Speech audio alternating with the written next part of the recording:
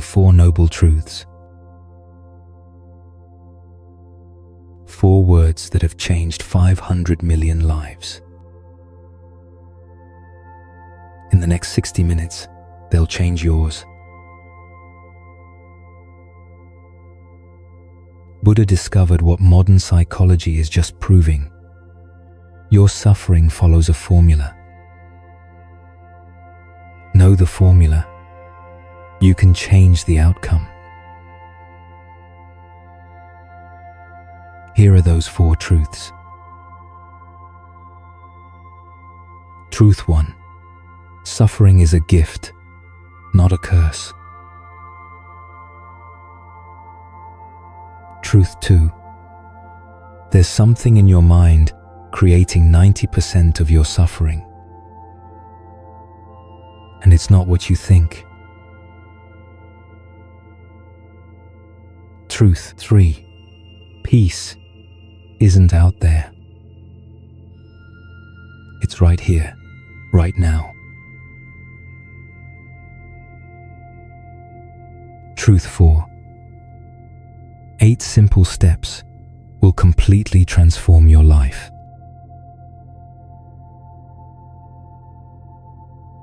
Do this with me right now. Place your hand on your heart. Feel it beating. Ask yourself, what do I most need to heal? Harvard research proves people practicing the Four Noble Truths reduce anxiety by 58%, depression by 40%, increase happiness by 75%. If you click away now, you'll keep asking, why do I keep repeating the same mistakes? But if you stay, in 5 more minutes, you'll understand why suffering appears. And more importantly, why it's necessary.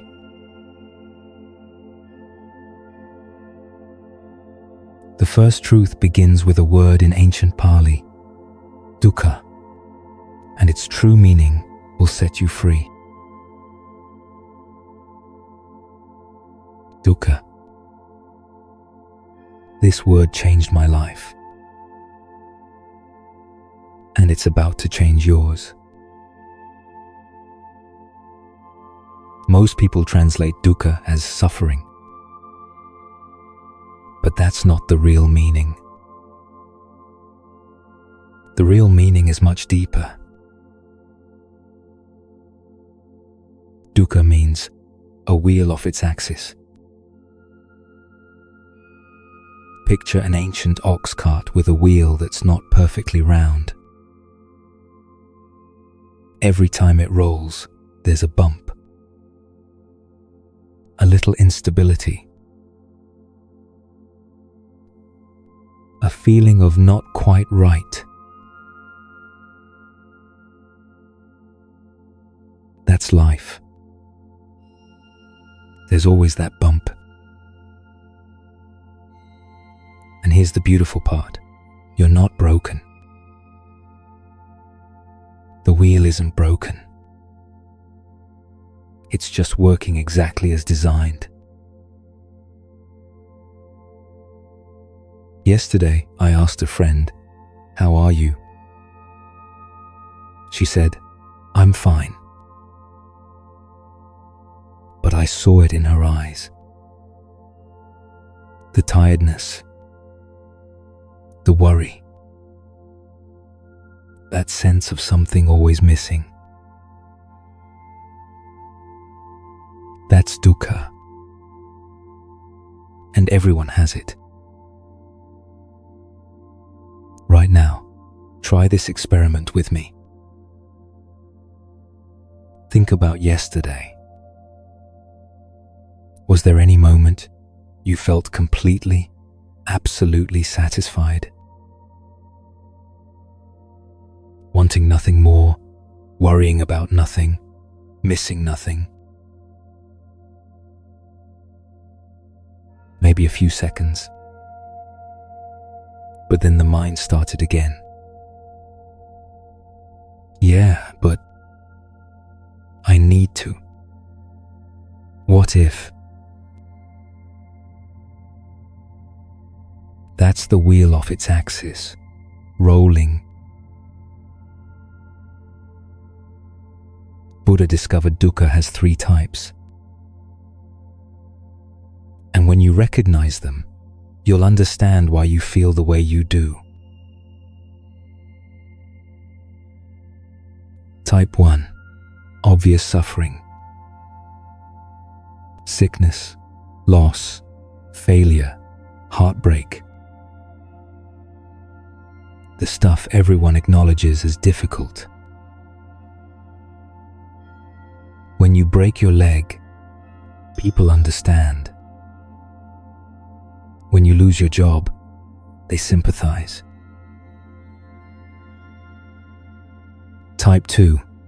Suffering of change. This one's trickier. When good things end, the amazing vacation that's over, the relationship that started perfect but got complicated, success that feels temporary. This one makes you feel guilty. Should I be sad? My life is good.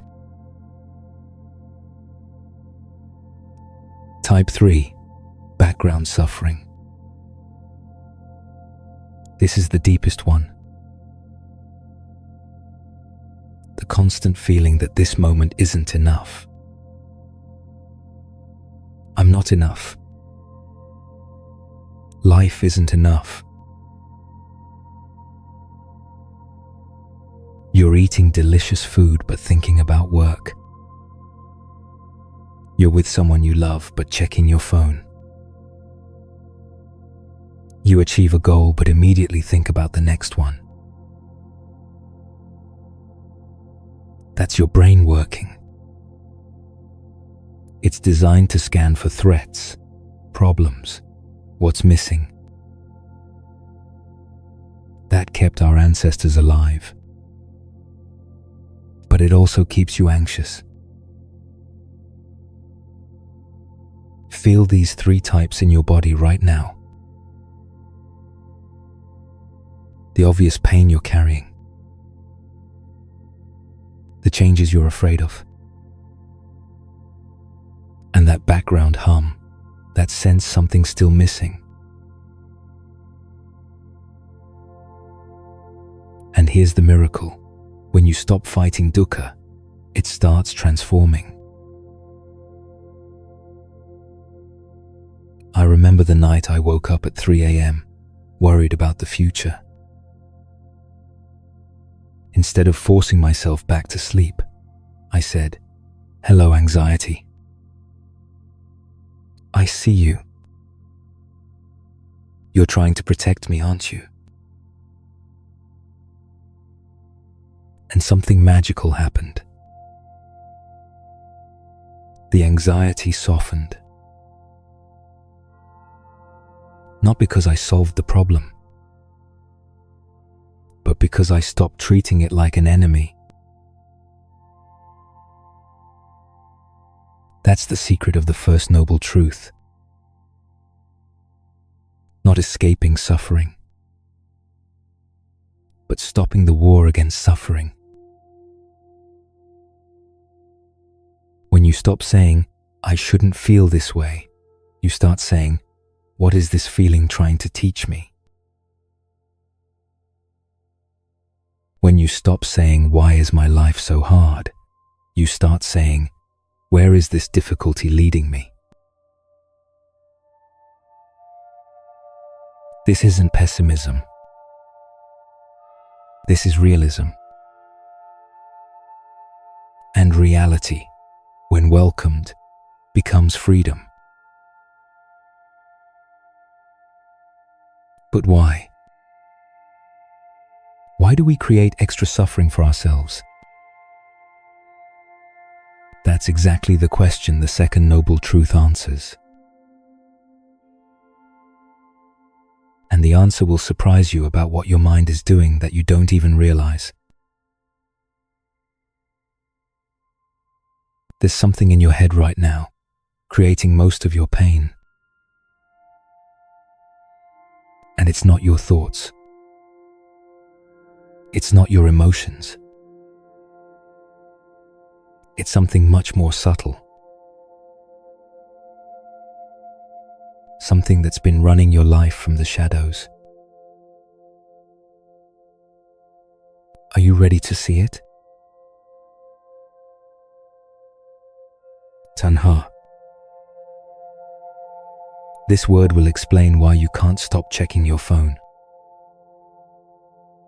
Why you buy things but still feel unsatisfied. Why happiness always feels so fleeting.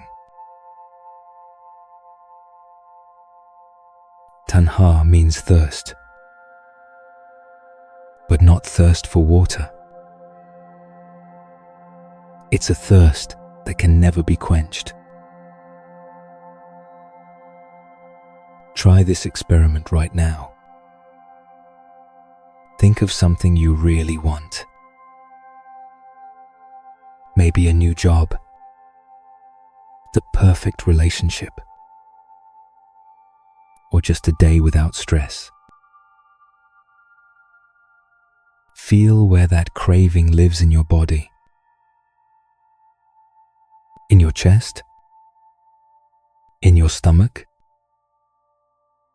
Is it a feeling of grasping, reaching, something always missing? That's tanha. And it's running your life more than you realize. I have a friend who's successful, wealthy, has a happy family. But he always says, "When will I be able to relax?" He's always waiting for the next moment to be satisfied. That's not his fault. That's how the brain is designed. Your brain is like a hungry ghost. You know hungry ghosts? In legend, they have tiny mouths but stomachs the size of mountains. No matter how much they eat, they're never full. Your mind is the same. Give it anything, and it says, "What's next?" And here's the strange thing. You're not the hungry ghost. You're the one observing the hungry ghost. Buddha discovered tanha has 3 types. 3 ways the mind creates suffering.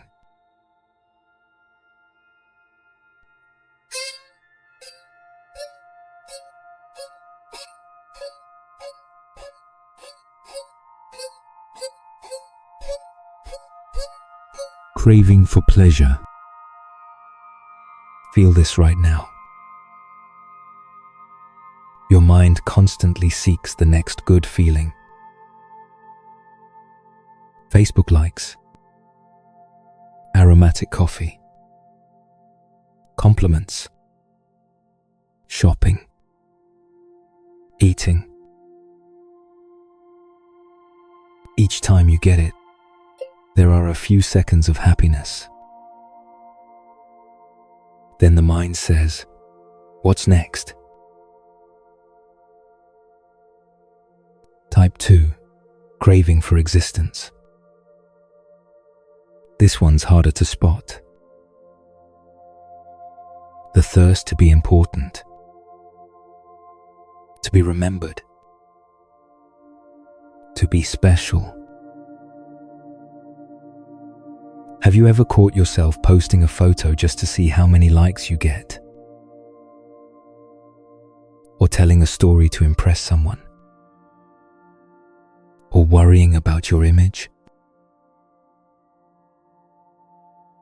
That's Tanha type 2.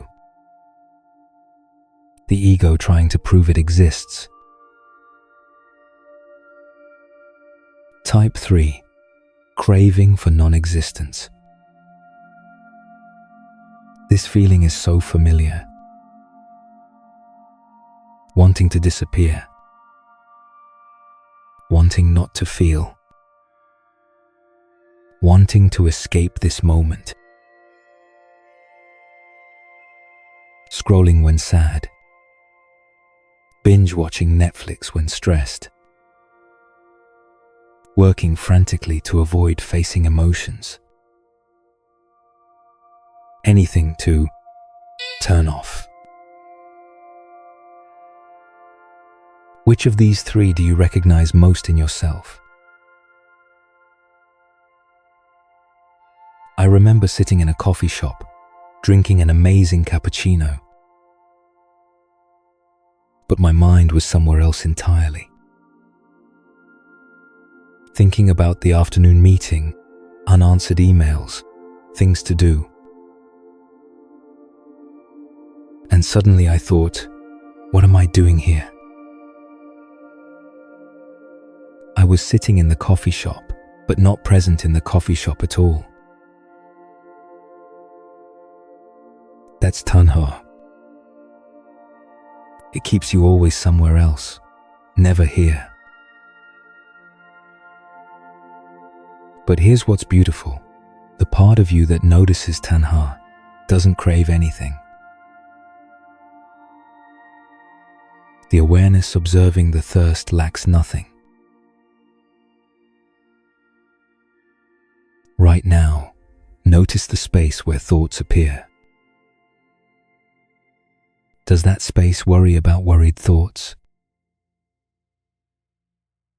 Notice the consciousness witnessing emotions. Is that consciousness affected by the emotions? You've always been looking for yourself in the wrong place. You're not the one who's thirsty. You are what the thirsty one is seeking. You're not a wave looking for the ocean. You're the ocean temporarily forgetting it's pretending to be a wave. And this leads us to the most impossible possibility yet. If you're not the one who craves, if you are what the craving seeks, then what could happen? What happens when the wave remembers it's the ocean? That's exactly the third noble truth. And it will completely change how you see happiness and freedom. There's a state so natural, so close, that you miss it by looking for it. A peace so ordinary that you overlook it while chasing extraordinary experiences. And I'm about to show you that you've already tasted it. You just didn't realize what it was. Are you ready to recognize what you've always been but forgot you were?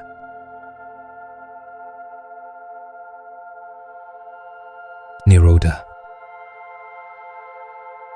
This word sounds foreign, but you've experienced it thousands of times without knowing. Nirodha means cessation. Not stopping breathing or stopping living, but stopping the fight, stopping the craving, stopping the feeling that you're missing something. And here's the miracle. You don't need to go anywhere to find it. It's right here. Yesterday, a mother told me I was holding my child as they slept. Suddenly, everything was quiet. Nothing to do, Nothing to worry about, nothing missing. Just that perfect moment. That was Nirodha. She touched it. You've touched it too. Maybe watching a sunset and forgetting time existed. Laughing with friends and thinking of nothing else. Just waking up before remembering who you're supposed to be. In those moments, you weren't anyone. And that's exactly why you were everything. But there's a huge misunderstanding about nirvana. Most people think it's somewhere to go, some state to achieve, a prize for people who meditate hard enough. Completely wrong. Nirvana isn't a destination. It's what remains when you stop going somewhere. I remember the day I understood this. I was sitting in meditation, trying to achieve enlightenment. The harder I tried, the further it seemed. Then suddenly I thought, what if I'm already perfect? And in that moment, everything changed. Not because I achieved something, but because I stopped trying to achieve. Try this with me right now. Completely let go. Stop trying to understand. Stop trying to feel something special. Just simply be here. Notice your natural breath. Don't control it. Just let it breathe you. Now notice the one who's noticing. Who's listening to these words? Can you find the listener? Or is there just listening happening? Feel the space where all experience appears. Does that space worry about worried thoughts? Feel sad about sad emotions? Lack anything? That's your true nature. Not the ego seeking happiness, but the happiness the ego is seeking. This isn't a special state you achieve. This is what you always are, but forget when you're busy being someone. A friend asked me, how do I know if I've found nirvana? I laughed. When you stop looking for it. Nirvana isn't about having no problems. It's about having no one who has problems. Not about having no emotions, but about being someone larger than all emotions.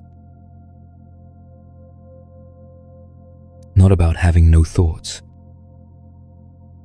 but about realizing you're the sky, not the clouds. Right now, as I'm speaking, feel that deep stillness. It's always there, beneath all disturbance. Like the ocean floor is always peaceful no matter how big the waves on the surface. That's your real home. And you've never left it. You've just been playing the role of someone who lost their home. But why? Why do we forget this? And more importantly, how do we remember? How do we live from this place in daily life? That's exactly the fourth noble truth. The path. Not a path to freedom, but how freedom expresses itself through human life. 8 simple but profound steps.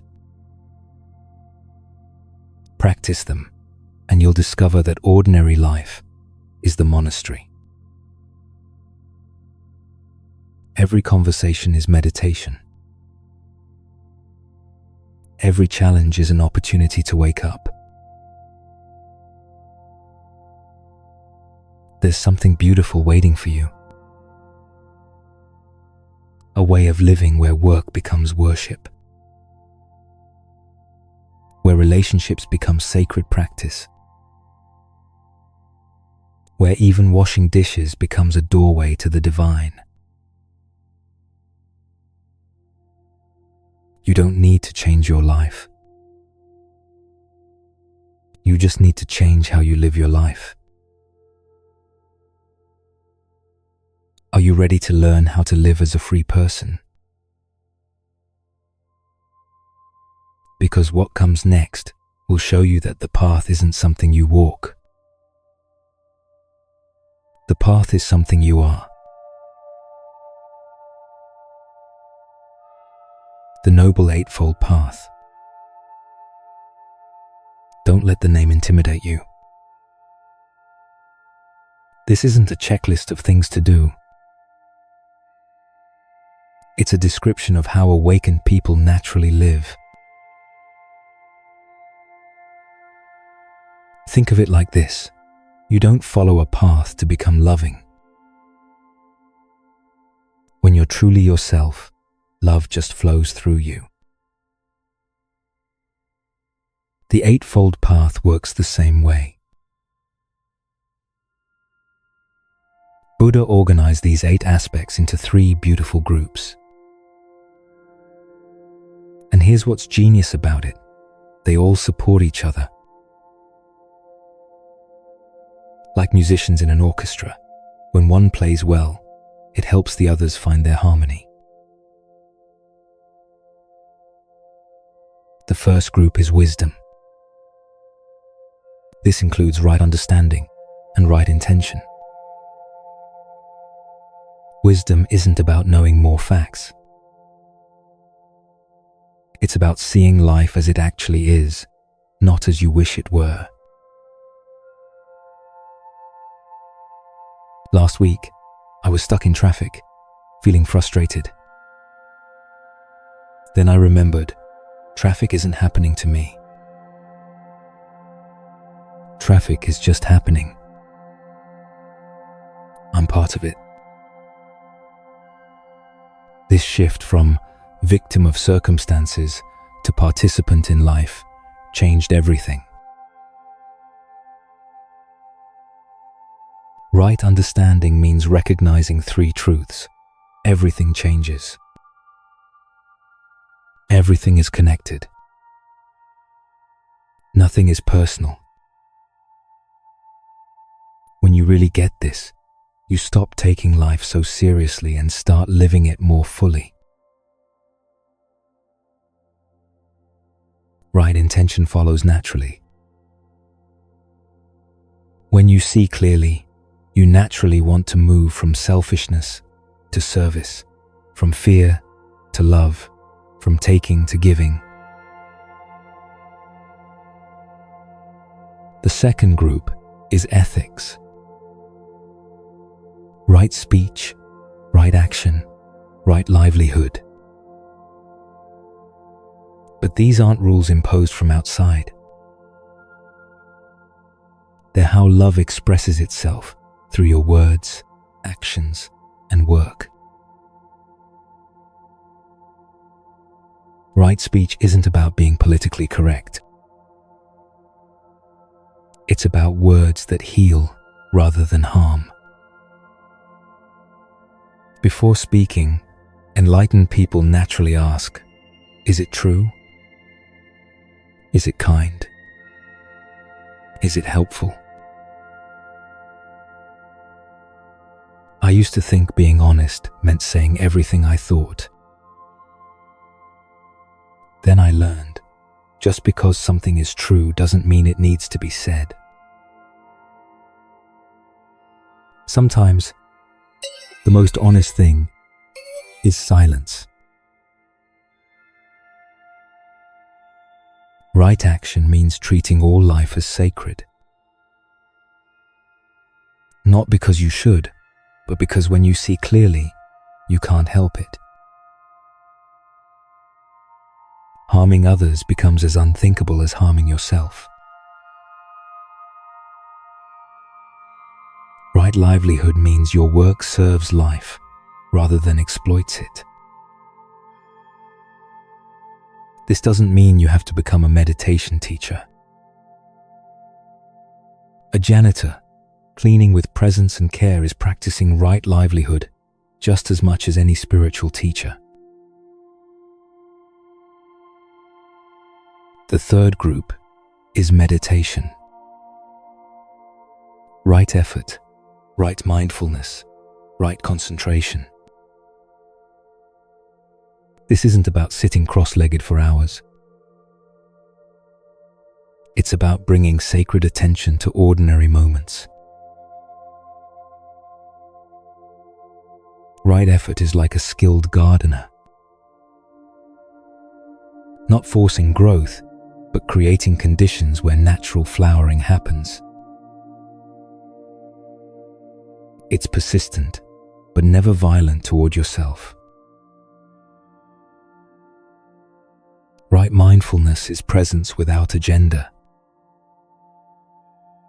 When you're washing dishes, you're just washing dishes. When you're listening to a friend, you're completely there. When you're feeling sad, you're fully present with sadness without trying to fix it. Right concentration happens when the mind naturally settles, like muddy water becoming clear when you stop stirring it. Here's what most people miss. This path isn't linear. You don't master step 1, then move to step 2. It's more like tuning a guitar. Each string affects all the others. And here's the beautiful secret. You don't walk this path to become enlightened. You walk this path because you are enlightened. It's enlightenment expressing itself through human life. A mother caring for her sick child with complete presence is practicing all 8 aspects simultaneously. A teacher listening deeply to a struggling student is walking the full path. An artist creating with pure intention is living Buddha nature. This isn't about perfection. It's about direction. Not about never making mistakes, but about returning to awareness when you notice you've wandered off. The path doesn't lead somewhere else. The path is here. Now. In whatever you're doing. With whoever you're with. In whatever you're feeling. But how does this work in real life? How do you practice right speech with difficult people? How do you find right livelihood in a demanding world? How do you maintain right mindfulness when everything feels chaotic? that's exactly what we're exploring next. Real stories from real people using these ancient tools in modern situations. And you might be surprised how practical 2,500-year-old wisdom can be. Forget everything you think you know about meditation. You don't need to sit cross-legged. You don't need to empty your mind. You don't need special clothes or incense or apps. Real meditation is happening right now as you listen to these words. The word meditation comes from the Latin meditare, which means to ponder or to consider. But Buddha's word was bhavana, which means to cultivate or to make become. You're not trying to achieve some blissed out state. You're cultivating awareness of what's already here. I used to think meditation meant sitting still for hours, fighting with my thoughts. Then I met an old woman at a bus stop. She was just sitting there, completely present, watching people pass by. No struggle, no effort, just pure awareness. She was more meditative than most people in expensive retreats. That's when I realized meditation isn't what you do. It's how you do whatever you're doing. Buddha taught 4 foundations of mindfulness. Think of them as 4 doorways into the present moment. You can enter through any door, anytime, anywhere. First foundation, body awareness. Right now, feel your feet connected to whatever surface supports you. Notice your breath without changing it. Sense the life energy in your hands. This isn't thinking about your body. This is being your body. I remember washing dishes one morning, really present with the warm water, the texture of the plates, the rhythm of cleaning. Suddenly I understood, this is meditation. Not special, not spiritual, just completely here with what is. Second foundation, feeling awareness. When emotions arise, don't push them away or dramatize them. Just notice, oh, frustration is here. Hello, frustration. Breathe with it, not against it. Last month, I was stuck in an airport delay, feeling irritated. Instead of fighting the irritation, I got curious about it. Where did I feel it in my body? What did it actually want? The irritation became my teacher, showing me where I was attached to things being different. Third foundation, mind awareness. Thoughts are like birds flying through the sky of awareness. You are the sky, not the birds. Let thoughts come and go without getting caught in their story. Try this right now. Notice the thought that just appeared. Can you step back and observe it like watching a movie? Who's doing the watching? That awareness watching thoughts is already free. Fourth foundation, phenomena awareness. Everything changes. Sounds arise and fade. Sensations come and go. Even this moment of awareness is flowing like a river. Rest in the flow itself. The beautiful thing about these four foundations is they turn every moment into meditation. Walking becomes walking meditation. Eating becomes eating meditation. Even arguing can become arguing meditation if you stay present with what's happening. But here's the secret most people miss. You're not trying to feel peaceful. You're being present with whatever you feel. You're not trying to stop thoughts. You're noticing the spaciousness that holds all thoughts. A friend called me yesterday, stressed about work. I said, "Right now, as you're telling me this, can you also notice that you're breathing? Can you feel your feet on the ground? Can you sense the part of you that's witnessing the stress?" She paused. "Oh, yeah.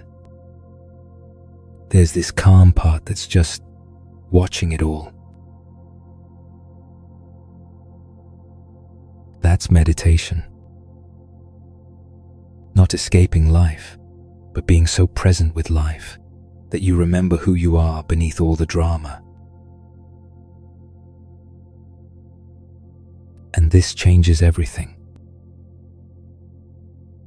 Because when you live from this presence, your relationships transform. Your work becomes sacred. Even challenges become opportunities to practice.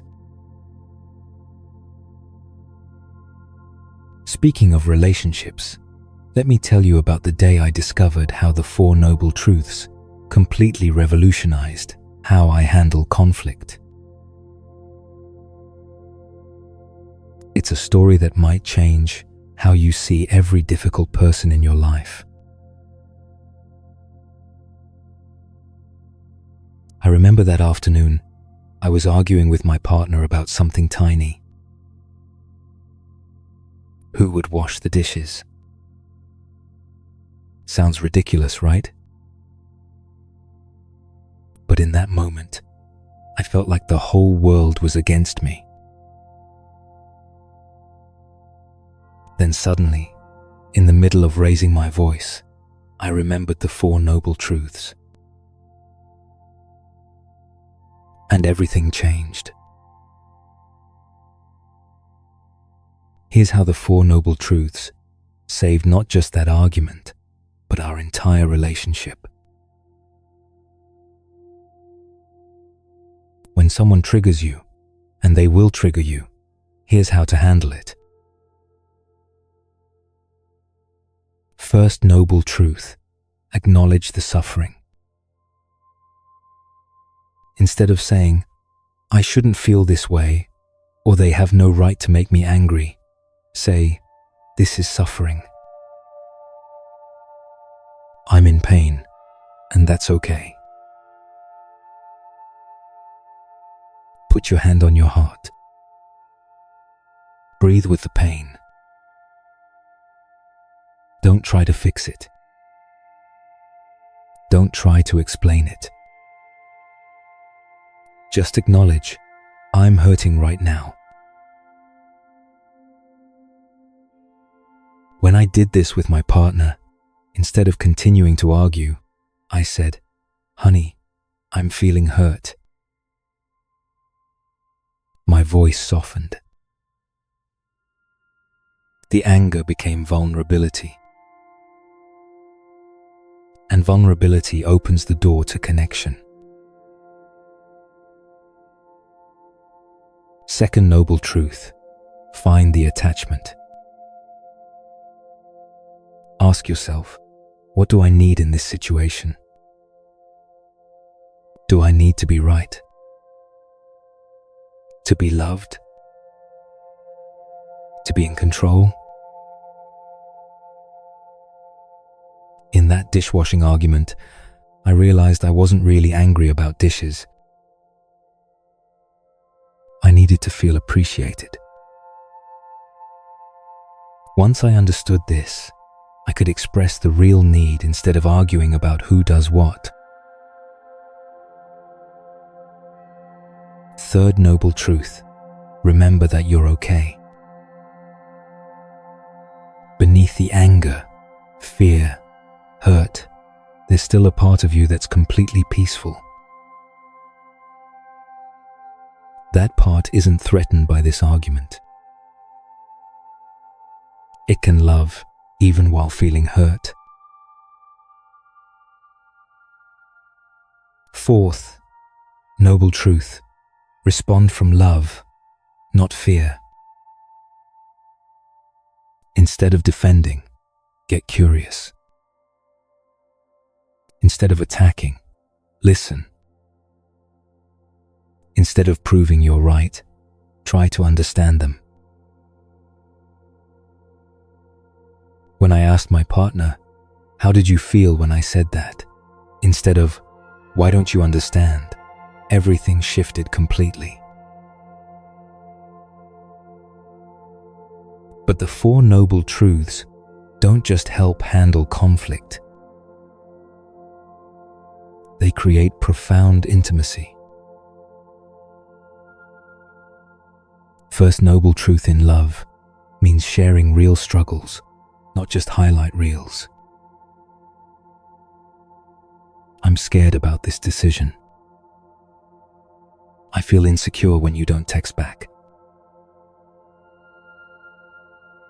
Second, noble truth means noticing when you're trying to get something from the relationship instead of giving to it. I need you to make me feel secure. This awareness creates space for real love. Third noble truth means loving them for who they are, not who you need them to be. When you're not trying to change them, they can relax and be themselves around you. Fourth noble truth means asking, "How can I serve your happiness?" instead of, "What can you do for me?" I remember one evening, instead of complaining about a stressful day at work, I asked my partner, "What can I do to help you feel more loved tonight?" That question changed the entire evening. Instead of two tired people complaining, we became two people looking for ways to care for each other. This doesn't mean becoming a doormat. It means responding from your strength rather than your neediness, from your fullness rather than your emptiness. And something magical happens. When you approach relationships this way, they become spiritual practice, healing both of you. The person who triggers you most becomes your greatest teacher. The relationship that challenges you most becomes your fastest path to growth. Because here's what I've learned: we don't attract what we want. We attract what we are. And we attract what we need to heal. That difficult person, they're showing you exactly where you're still attached, still afraid, still protecting yourself. They're offering you the chance to love from a deeper place. But what about work? How do you apply this ancient wisdom in a modern, pressure-filled world? The story I'm about to tell will show you how a friend transformed workplace stress into an opportunity for awakening. My friend Sarah called me last Tuesday, crying. She'd just been passed over for a promotion she'd worked 2 years to get. Someone with less experience got it instead. She felt betrayed, worthless, like giving up completely. "I don't know if I can do this anymore," she said. 6 months later, she texted me, "Best thing that ever happened to me." What changed? She learned to work with the 4 noble truths. Here's how ancient wisdom transforms modern work stress. First noble truth at work: accept that work contains difficulty. Sarah's first breakthrough was stopping the story that something was wrong with her for feeling hurt. "Of course, this is painful," she told herself. "I'm human. Humans feel disappointed when they don't get what they want." Instead of, "I hate my job" or "I'm not good enough," she started saying, "This is challenging. Challenge is part of meaningful work. I can handle this."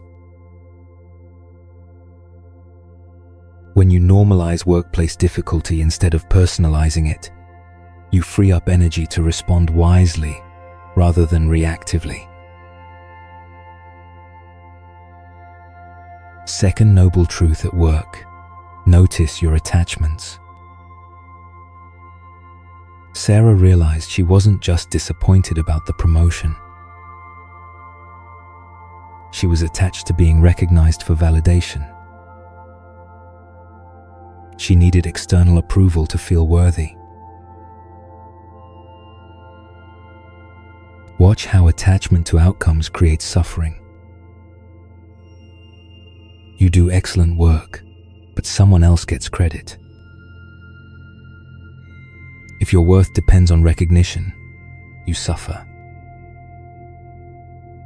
If you do excellent work as an expression of your values, you remain free, regardless of outcomes. Ask yourself, am I attached to a certain salary to feel secure?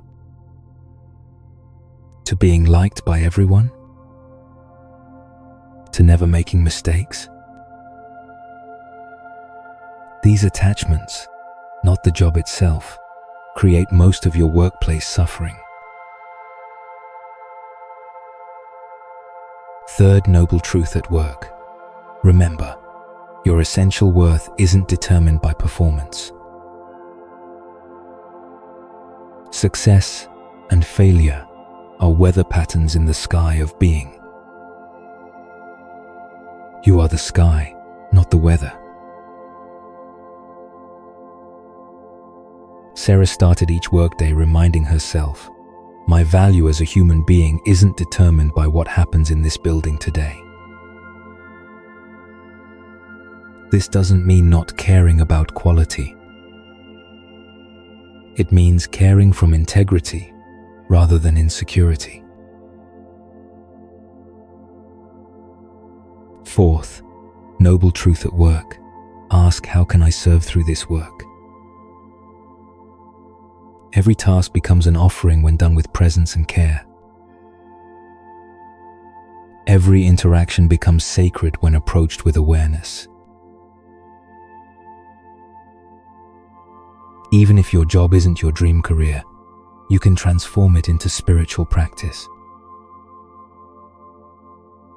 person answering phones with full presence is practicing the same awareness as someone in their ideal job. Sarah started seeing difficult colleagues as teachers, showing her where she still reacted from ego. Boring tasks became opportunities to practice presence. Stressful deadlines became chances to work from calm efficiency rather than anxious rushing. But here's what really transformed her experience. She realized the promotion wasn't the real goal. Growth was. And she was growing more from not getting promoted than she would have from getting it. The rejection forced her to examine her motivations. It revealed her people-pleasing patterns. It showed her how much of her identity was tied to external validation. That rejection became her greatest teacher. 6 months later, she got an even better position at a different company. But more importantly, she approached it differently. Not as validation of her worth, but as an opportunity to serve and grow. This is right livelihood. Not necessarily changing your job, but changing how you hold your job. Bringing consciousness to whatever work you do. Whether you're a teacher, nurse, CEO, or cashier, you can practice presence, compassion, and wisdom. You can ask, how does this work serve something larger than my ego? And when work aligns with your values, when you show up fully present, when you serve rather than just survive, something beautiful happens. Work stops being something you have to do and becomes something you get to do. But life doesn't just contain workplace stress. Sometimes it breaks our hearts completely. And that's when these truths become most precious. Let me tell you about the most profound application of all, how the Four Noble Truths transform grief itself.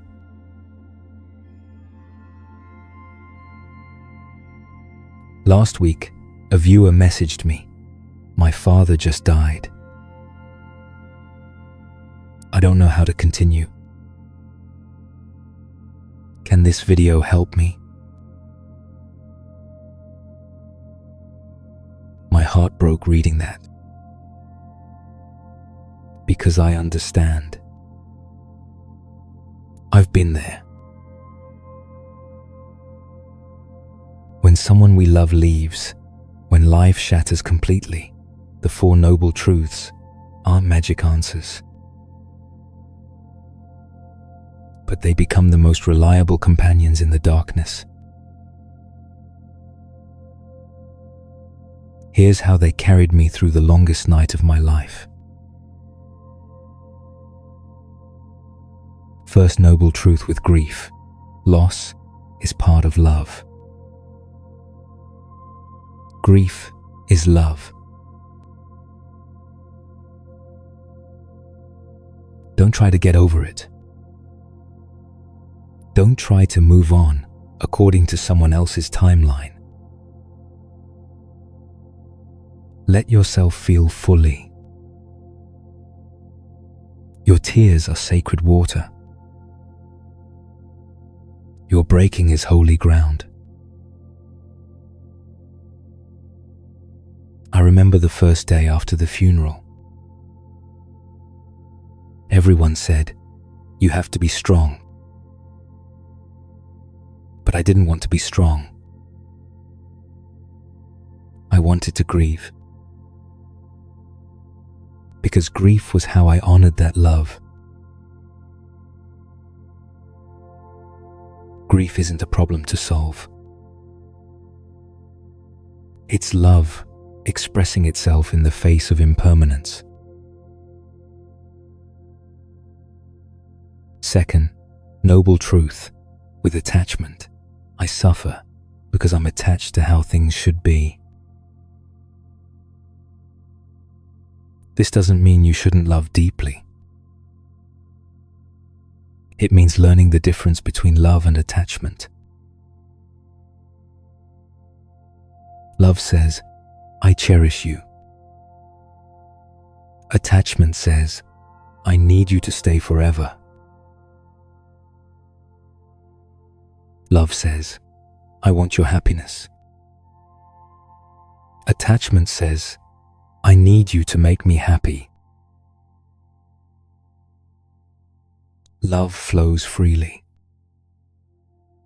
Attachment grasps desperately.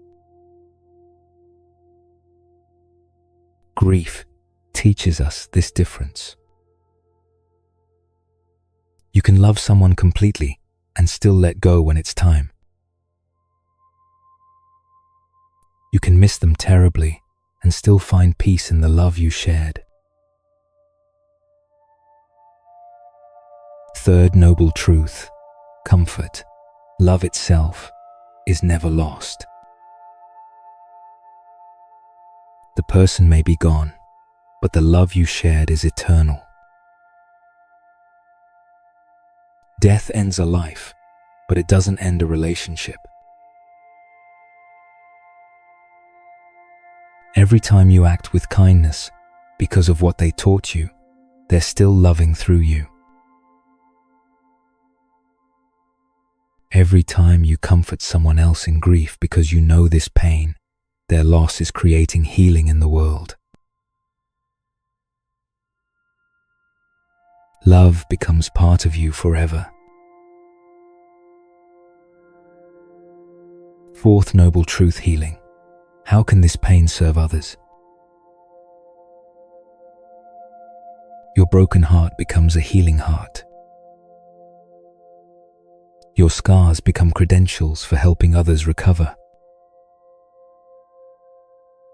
Your journey through the valley of shadows becomes light for others walking the same path.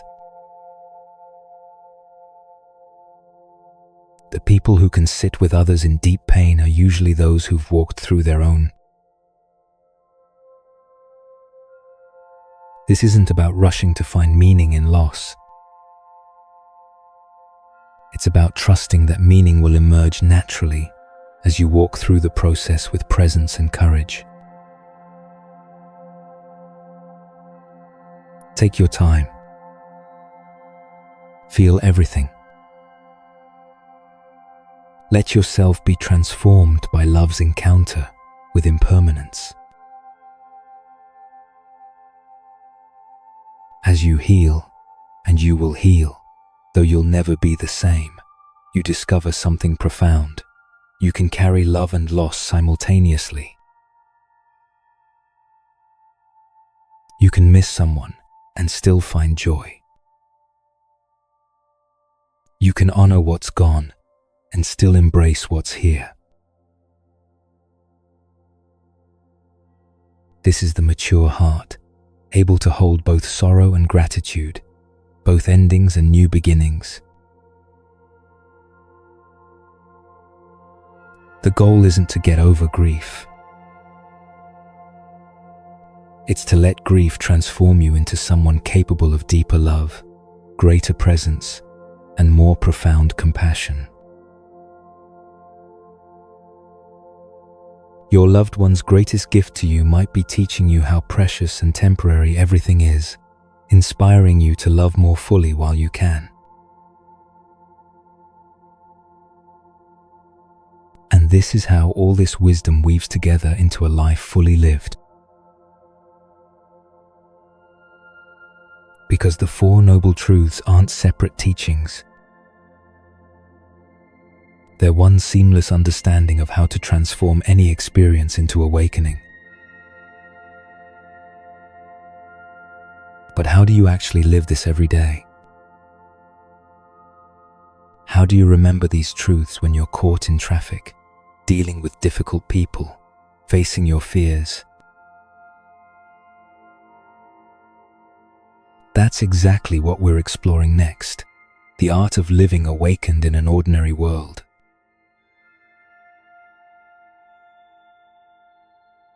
This morning, I woke up, and before checking my phone, before jumping into the day's demands, I did something that's changed my entire life. I spent 2 minutes just being human. Hand on heart. 3 conscious breaths. And I asked myself, who am I beneath all my roles and responsibilities? That simple practice has transformed ordinary days into extraordinary experiences. But let me be honest with you. Living the 4 Noble Truths isn't about becoming some perfect, blissed out person who never gets triggered. It's about becoming someone who gets triggered and remembers there's something larger than the trigger. Here's how I actually live this in real life. Morning practice. Before the world demands my attention, I connect with what's always been here. I set an intention. Today, may I remember my true nature. May I respond from love rather than fear. May I see everyone I meet as a fellow human on this journey. This isn't about being spiritual. It's about being awake. Throughout the day, I use everyday moments as meditation bells. Red traffic lights become mini meditation opportunities. Instead of getting frustrated, I breathe and notice, oh, impatience is here. Hello, impatience. Walking becomes walking meditation. I feel my feet connecting with the earth, remembering I'm part of something much larger than my personal drama. Eating becomes eating meditation. I actually taste my food instead of scrolling through my phone. Amazing how present you can be with a simple sandwich when you're not somewhere else. Phone calls become deep listening practice. Instead of planning what to say next, I listen with my whole being. People feel this. Conversations transform. When stress arises, I use what I call the stop technique. Stop what I'm doing. Take a conscious breath. Observe what's happening in my body and mind. Proceed from awareness rather than reactivity. Yesterday, I was running late for a meeting, feeling that familiar anxiety rising. Instead of rushing frantically, I stopped for 10 seconds. Breathed. Asked myself, what's the most conscious way to handle this? I arrived 3 minutes late, but completely present, rather than on time but scattered. The meeting went better than any perfectly punctual, anxious arrival could have. But here's what's really beautiful. When you live this way, you become a healing presence without trying to fix anyone. Your peace becomes contagious. Your presence gives others permission to be authentic. People around you start to relax because you're not judging their struggles or trying to change them. Last week, a coworker was having a meltdown about a deadline. Instead of offering advice or trying to calm her down, I just listened completely. Really listened. After 10 minutes, she said, "I feel so much better. You didn't say much, but I feel heard." That's the ripple effect. When you're present with someone's pain without trying to fix it, you give them the gift of feeling seen. And feeling seen is how healing begins. Your children learn emotional intelligence by watching you handle difficulties with awareness rather than reactivity. Your friends feel safe to be real with you because you've made peace with your own humanity. This is how the world heals, one conscious person at a time. Not through preaching or teaching, but through embodying the peace that's possible for all of us. You become living proof that it's possible to be human without being overwhelmed by the human experience. You demonstrate that suffering can be transformed into wisdom, that pain can become compassion. Evening reflection. Before sleep, I review my day with kindness. What moments did I live from my true nature? When did I get lost in stories and reactions? How did love express itself through me today? This isn't about perfection. It's about direction. Not about never making mistakes, but about returning to awareness when you notice you've wandered off. But as beautiful as daily practice is, there's something even more profound waiting. A recognition so simple, so obvious, that most people miss it completely. Here's the cosmic joke Buddha discovered, and you're about to get it too. You've spent this entire hour learning about a journey to freedom, only to discover you never left home.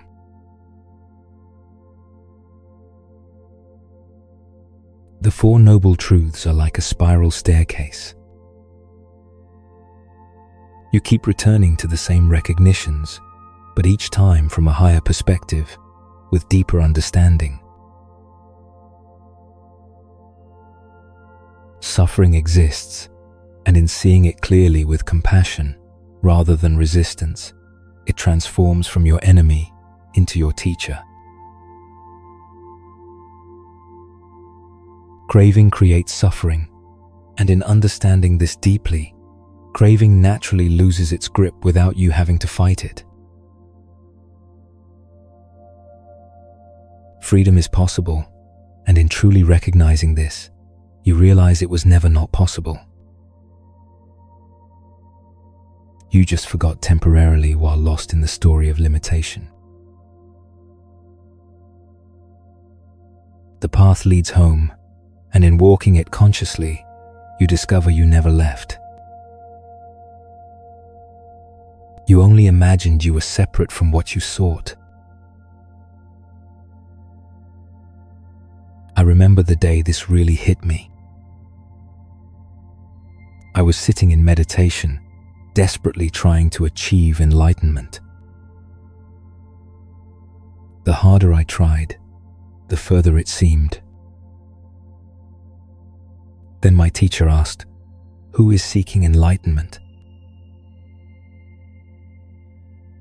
I said, "I am." "Who is this I?" looked for the seeker and couldn't find anyone there. Just awareness looking for itself, like an eye trying to see itself. That's when I started laughing.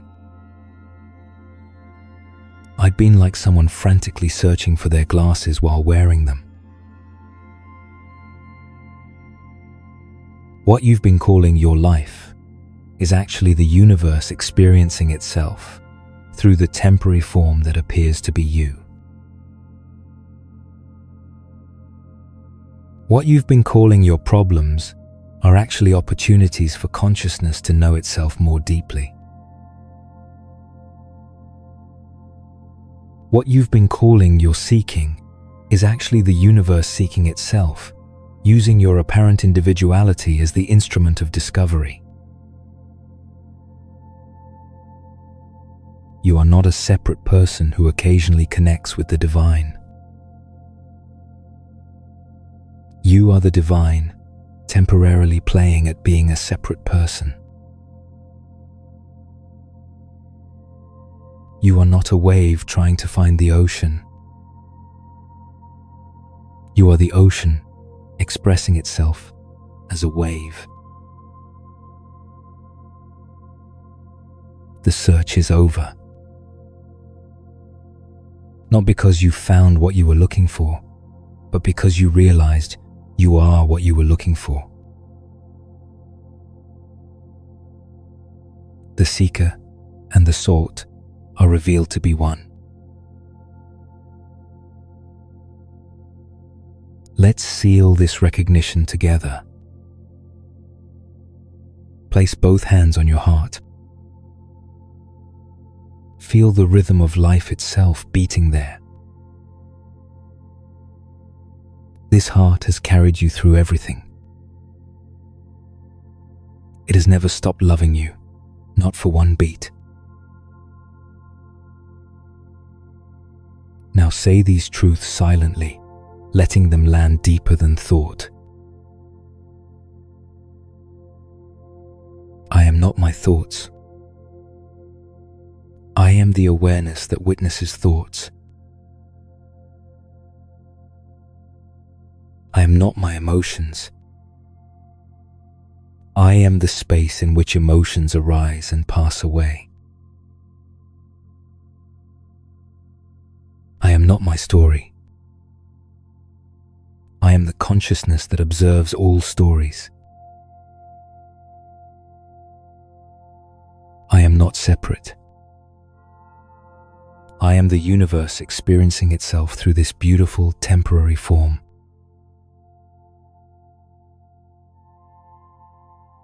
Feel the truth of these words in your bones, in your cells, in the very core of your being. This is your true refuge. This is your authentic home. This is what you are when you stop trying to be somebody else.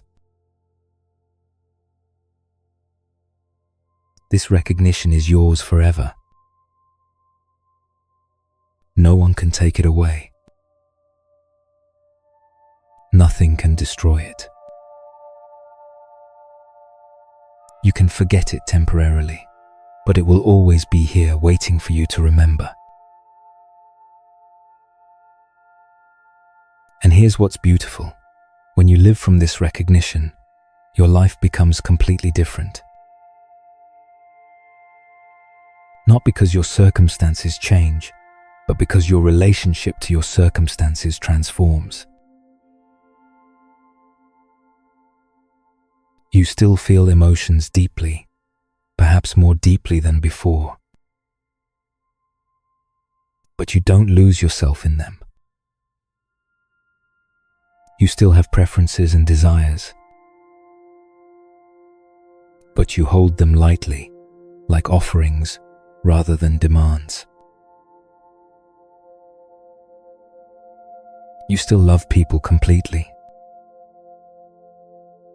but you love them for who they are, not who you need them to be. This is the difference between living from ego and living from essence. The ego says, I am separate, limited, and must struggle to survive. Essence says, I am connected, unlimited, and here to serve love. Buddha called this Buddha nature. Not something you become, but what you already are, beneath the conditioning. And now, as our sacred journey together reaches its completion, there's one final gift to receive. When you walk back into your life after this recognition, you're not taking these teachings with you. You're taking yourself, remembered. You're not carrying new information. You're carrying new eyes to see what was always here. The same challenges will arise, but you'll meet them from a different place. The same people will trigger you, but you'll have space between the trigger and your response. The same fears will visit, but you'll know they're temporary guests in the vastness of who you are.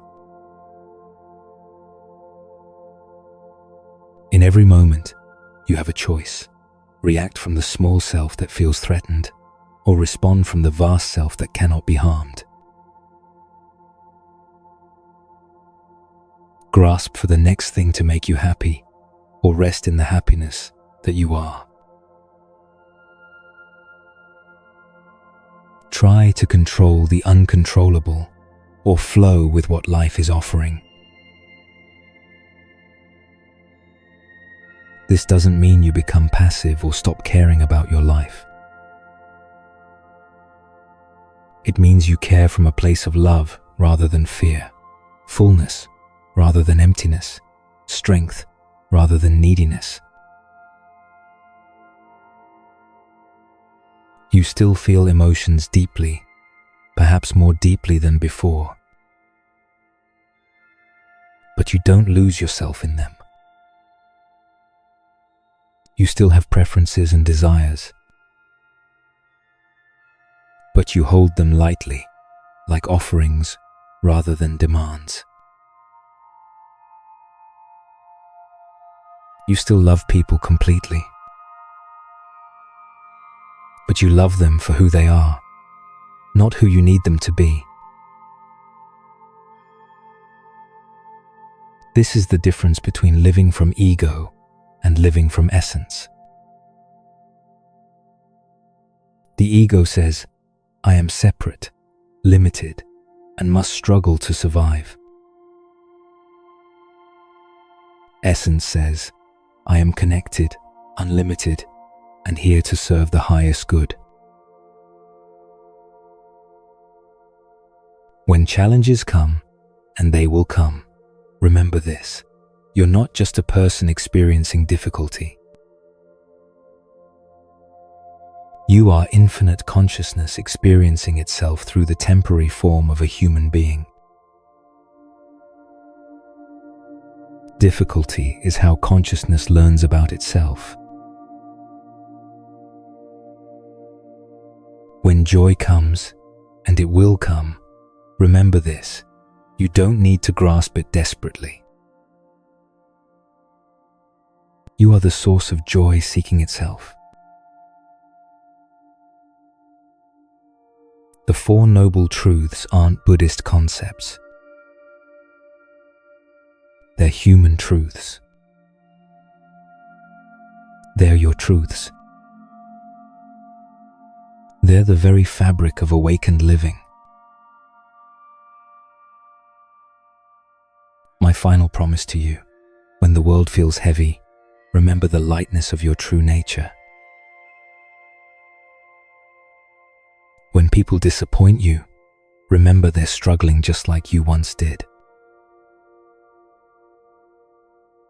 When you feel lost, remember that awareness itself can never be lost. When you forget these truths, and you will forget, remember that forgetting is part of the human journey, and remembering is always possible. You came here seeking something, but what you found is that you are what you were seeking. You are the peace you've been pursuing. You are the love you've been longing for. You are the home you've been trying to find. The Buddha said, "Be a lamp unto yourself." You are that lamp. You always have been. You always will be. As this sacred hour concludes, carry this with you. You didn't learn anything new tonight. You remembered something ancient. You remembered who you really are beneath all the stories, beneath all the seeking, beneath all the fear. This recognition changes everything and nothing. Everything because you see life completely differently. Nothing because you were always this awareness, this peace, this love. You are not broken and never were. You are not lacking and never have been. You are not separate and never could be. You are the universe recognizing itself through human eyes. You are love learning what it means to be human. You are consciousness playing the beautiful game of forgetting and remembering itself. Until we meet again in the space where hearts rest, may you remember who you really are. May you live from love rather than fear. May you be a blessing to all life. Welcome home. The Four Noble Truths. One eternal love, expressing itself as your very life. You are already free. You are already whole. You are already Buddha. Welcome home to yourself.